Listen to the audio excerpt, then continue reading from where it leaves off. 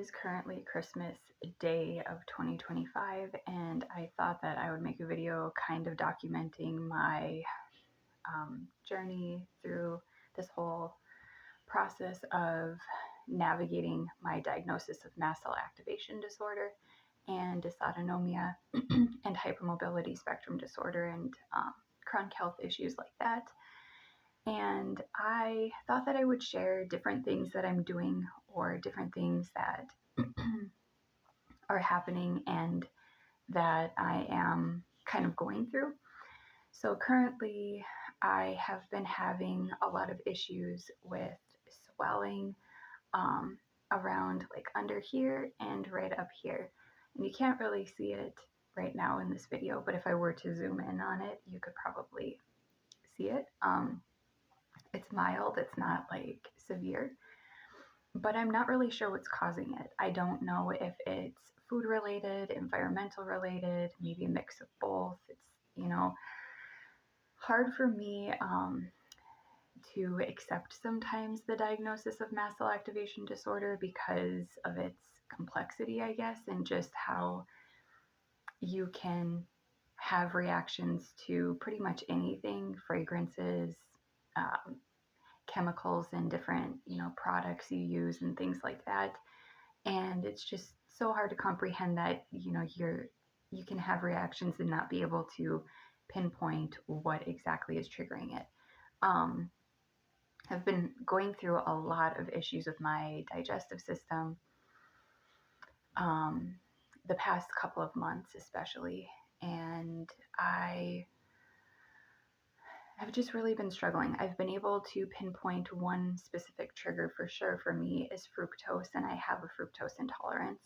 I know this because when I go to drink apple juice or eat apples or any snacks or anything with fructose in it, it just goes right through me, and I just do not digest it. So that has been interesting. I've been avoiding that for the past week since I realized that, and my those symptoms of what I was dealing with have slowed down dramatically. So I know that that was a specific trigger for me. And I have been having a lot of gum inflammation, tongue pain, especially on one side of my mouth.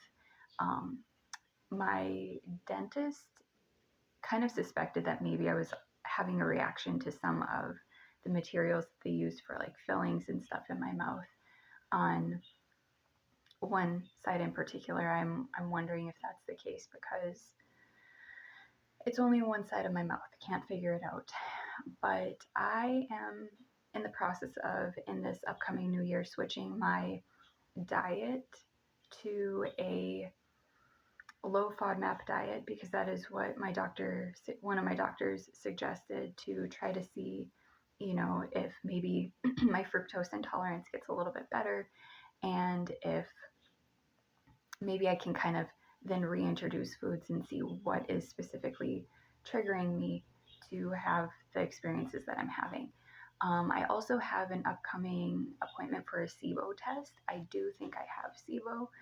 I guess I'll find out when the test comes back, but I noticed that it's pretty common in people with hypermobility spectrum disorder and with mast cell as well. So it'll be interesting to see the results of that, I guess. And then I have a gastric emptying study coming up where they are going to have me eat eggs, which should be interesting because the last time I had eggs, I did not have a very good experience with it. And the past couple of years, I've been struggling when it comes to eggs, I guess. I'm not a huge egg eater. So I noticed that I would say over the past 4 or 5 years, when I would make eggs, scrambled eggs, I could have them maybe once. If I ate them just one day, I would be okay. And sometimes I really wouldn't feel bad after eating them.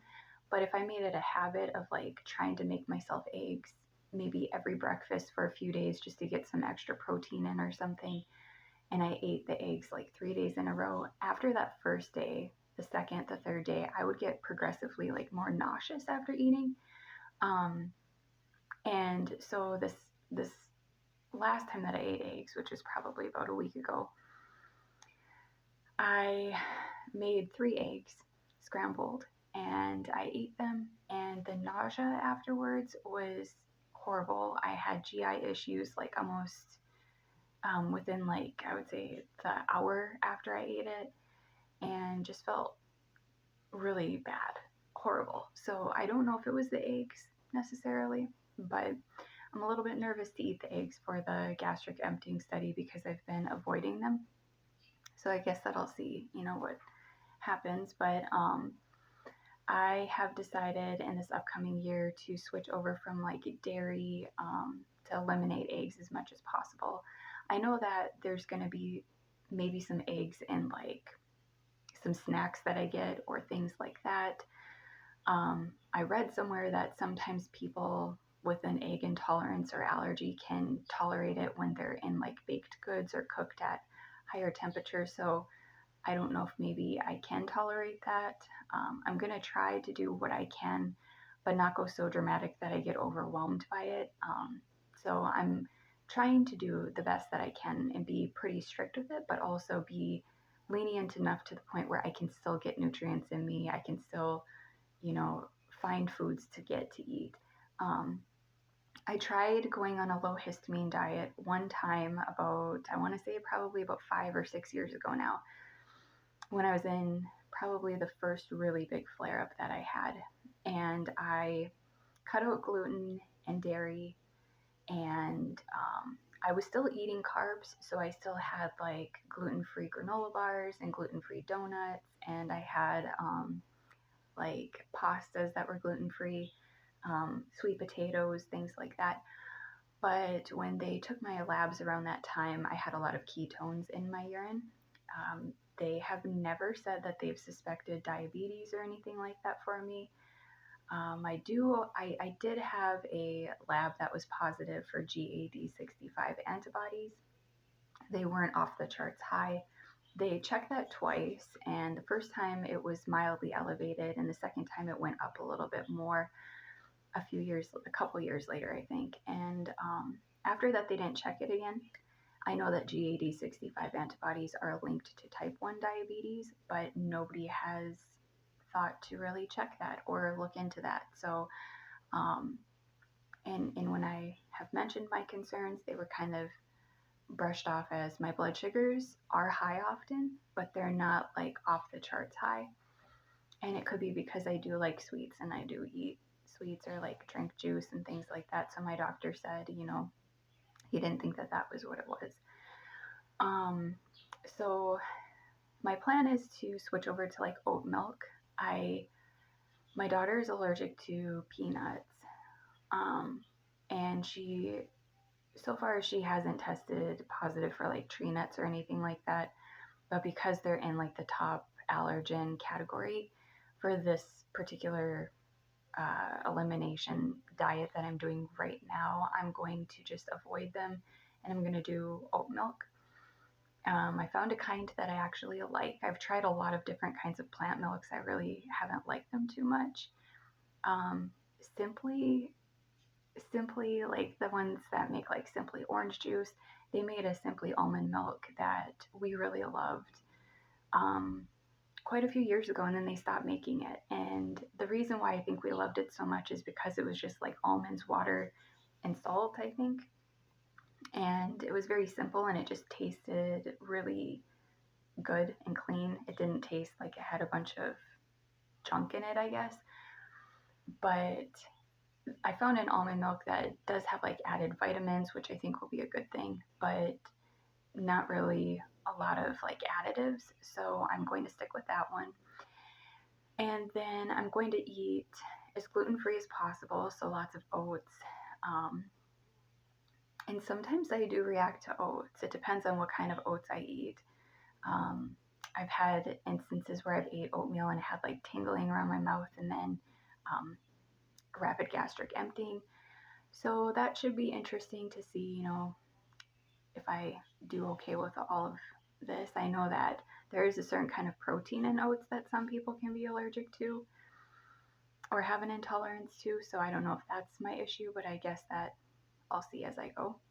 Um, I also am going to be eating like low histamine foods as well. So I'm going to try to stick to, after looking online, and it's confusing to me because sometimes one person will say something like you can have green beans and one person will say you can't have green beans, and like trying to figure out which one to listen to, which one to believe. But I am going to have green beans because I know that I don't really have an issue, to my understanding at least, to them. So I'm going to have like canned green beans, and I'm going to have carrots. I can have carrots, and just try to keep things pretty simple. So because of the fructose intolerance and trying to avoid fructose and also sucrose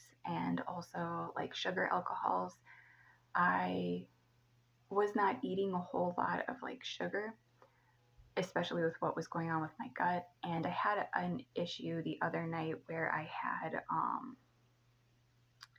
a episode of low blood sugar. So my blood sugar just dropped rapidly, got really shaky, really hungry, felt like impending doom feeling, very hungry very quickly, and just felt like I needed to eat like immediately. My heart rate went really high. It was actually in the low 50s before that, steady for like a couple of hours. So it was at like 53, which is strange because with my POTS, usually my heart rate is high, but I have episodes where it goes low as well. So I then all of a sudden had my heart rate shoot up and I knew I needed to get food. So I was like shaking and trying as fast as I could to get like toast in the toaster, and I put some sun butter on it and quickly ate it. And then I drank a ginger ale with some cane sugar in it and just kind of waited a little bit, and my heart rate slowly went back down into the 70s. I fell asleep. I woke up in the middle of the night. My stomach was growling. I didn't really feel hungry, but I knew I was. So I had a handful of crackers and then I went back to bed. When I woke up for good for the morning, I felt just horrible. So I have been trying to make sure that even though I'm avoiding fructose and like sucrose and the sugar alcohols, I'm still getting some sugar in me. So I got these little treats for myself for like a Christmas treat, I guess. So in my stocking. So I tried these out. These taste a lot like Sour Patch Kids. I wasn't sure if they were going to or not, but they do. And they don't have any sort of bad sugars in it, just cane sugar and rice syrup and vegetable concentrates and natural colors and stuff like that. I can be very sensitive to food coloring too, so I thought that I would just try these out. I'm going to try not to eat a whole lot of sugar, especially with the way that my gut is and everything. Sometimes I feel like that just feeds, into things. So this is just for like if I feel really gross and like I need sugar or something. So I got that to try and figured I would try it out and thought that I would just kind of share it and talk about it because it's something that I'm trying and see if, I have a reaction to it or how I handle it and everything. And yeah, so prior to the fructose intolerance, I was having a lot of sugar alcohols. And the reason why I was is because I thought that it would be healthier for me to try to limit my sugar intake. So I had, instead of drinking regular Gatorade, I would get the zero sugar Gatorade, and I would not get the one with the food coloring in it. I would just usually get the white one, or I think they have one that has like vegetable food coloring in it. So that's the one that I would get. And so I would drink that, not a lot, but when I would need electrolytes and like need them quickly or something. And usually I would stick to having the drip drop electrolyte packets. And I was very confused because I would mix them up and drink them and think that I was getting, good things that has magnesium in it and sodium and all the things that I need. But I would go to the bathroom pretty quickly after I had one of those, and I I was trying to figure out what was going on, and I was linking it more to like something that I ate. And then I thought maybe it was the bread that I ate. Maybe, I couldn't figure it out. And then I'm low on iron, so I was taking a chewable vitamin, which is easier for me to take because sometimes it's harder for me to take like the big vitamins or whatever. So I took the chewable vitamin and with extra iron in it. And my doctor had suggested I take it with orange juice, but I have histamine reactions to orange juice. So I thought I would do apple juice because I like apple juice and I didn't have a reaction that I knew of to it. So it had a lot of vitamin C, and the whole purpose was to combine the iron with the vitamin C so that the iron would be better absorbed into my body. So I would drink like a little 8-ounce bottle of apple juice every time that I would take my vitamin. For a while, it seemed to be okay. And then I switched my vitamins over to vitamins that had natural food coloring in it because the other vitamins that I was taking didn't, and I felt like throat tightness with it and stuff like that. So switched over to like a natural food coloring chewable vitamin, and it had sugar alcohols in it, and I didn't know it. So I was taking one of those and then also drinking the apple juice, and immediately after I would go to the bathroom and I would just feel so sick. I had one incident probably a few months ago where I ate a bag of frozen vegetables cooked that had carrots, asparagus, and corn, and typically I tolerate that very well. Put a little bit of salt and I think like olive oil on it and ate it and had a reaction where my mouth got really tingly and went to the bathroom like right away. I did not know that asparagus is high in fructose and that needs to be avoided.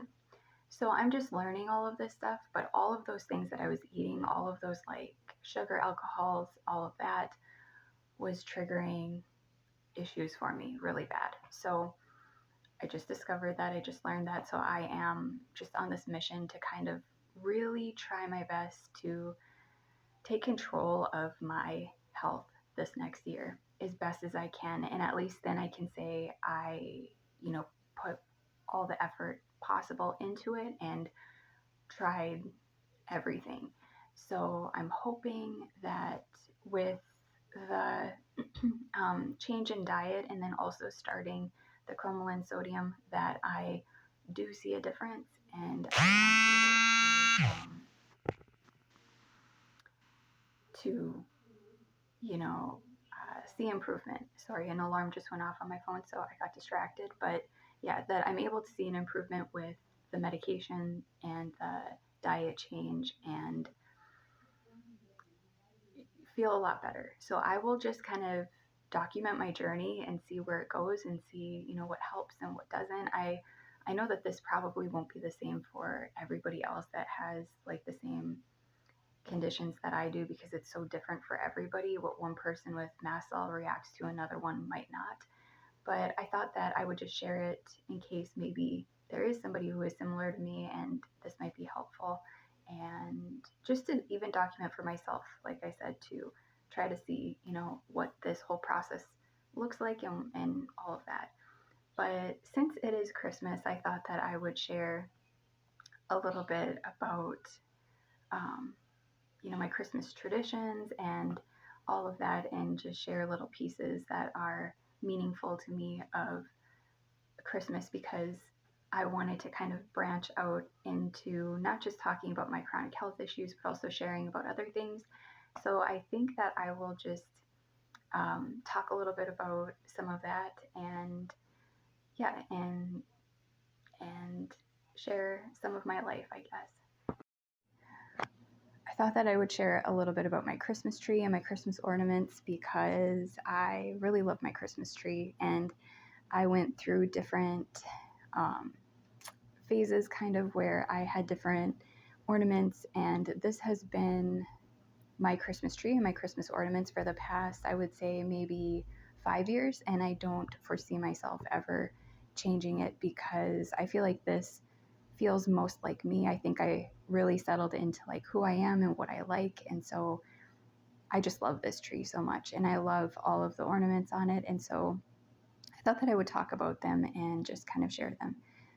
So this one right here I got actually a long time ago when I had other decorations on other trees that um, has lasted a long time throughout the years.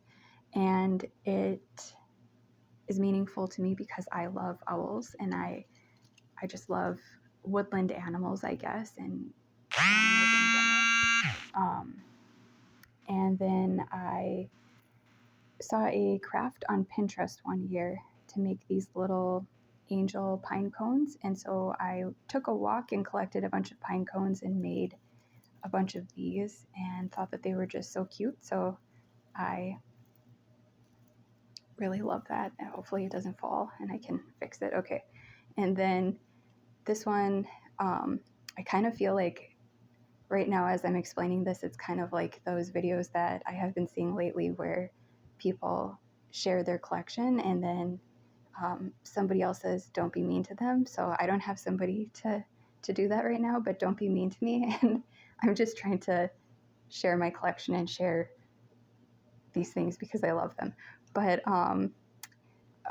I received this from my church about a few years ago, I would say, and it kind of goes with the whole theme of my tree. So I love that very much because of where it came from and just the way that it fits with the tree and everything. So this one is a special ornament that my daughter and myself picked out because this particular year that we picked this ornament out, we had an experience where we went on a trail that we normally would go on for years for walks. And one morning when we went on the trail, we thought that we saw a dog, but it didn't really look like a dog. And we were kind of just standing there. We were pretty close to it, so face to face pretty much, able to, look into its eyes and everything. And it was a coyote or a wolf. We can't really tell which one it was for sure, for certain, but it was absolutely gorgeous. And when we turned to go down a different direction, it actually walked across the bridge and followed us, which was a little bit scary, but it didn't seem aggressive. It wasn't like angry or anything like that. It looked actually happy. So it was just, I would say at one point it was probably about 10 feet behind me, and just kind of following along until we reached the cutoff that led to the road. And then it turned into like the more forested area. But it was a really incredible experience that I don't think either one of us will ever forget. And it was really beautiful. And I'm thankful we didn't get hurt, but I'm also thankful we had the experience and the opportunity to see it because it was so gorgeous. But this is what is this is on here for. And then I also made a craft one year of this. I think it's supposed to be like a lumberjack, but it looks kind of like Saint Nick to me. And it is also a pine cone craft. So I went and collected a bunch of pine cones and just kind of, I guess did crafts. So that's on there for that. This my brother had got for me many years ago, and I put it on every year and think of him, and I love it very much.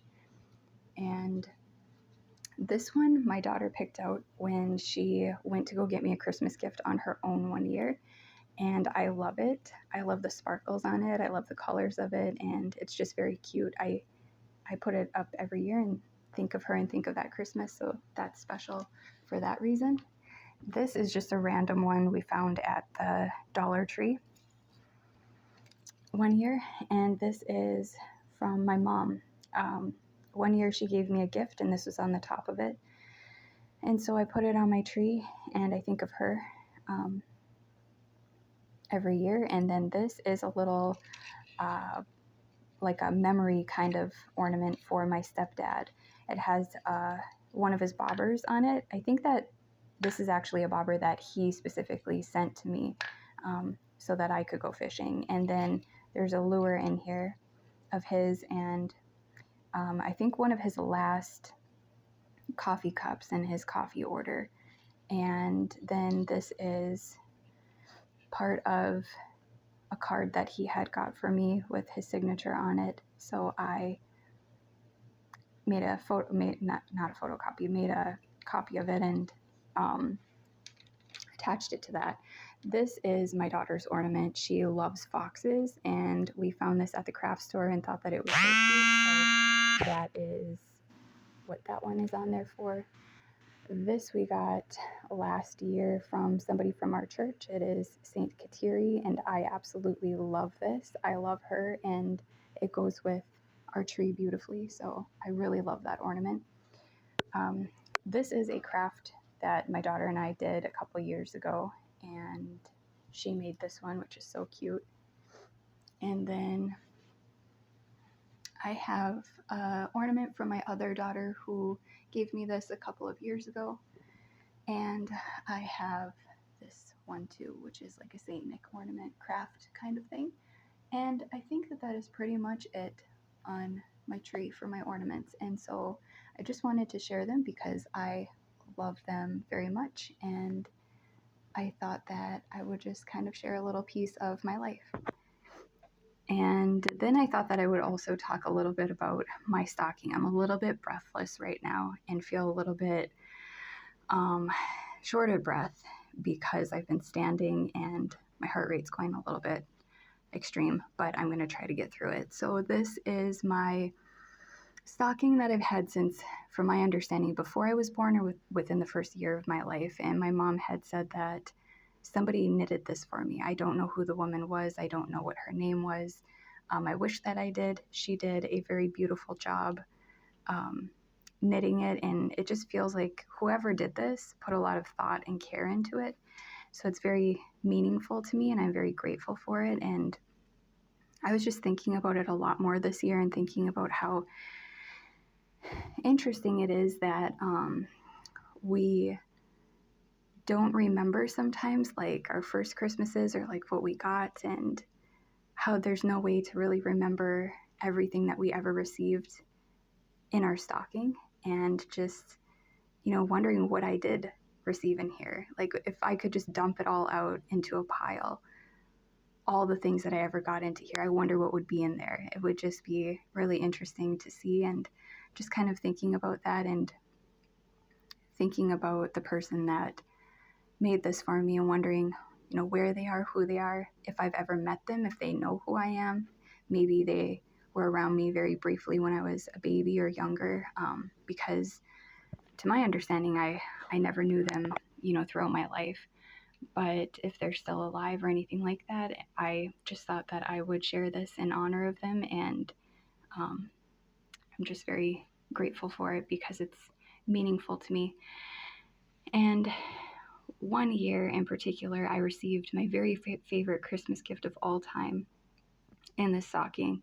And it was probably my favorite Christmas. And my mom had been very thoughtful and got me the Middle of Nowhere CD by Hanson, which was I was freaking out. It was my very favorite gift that I ever got for Christmas.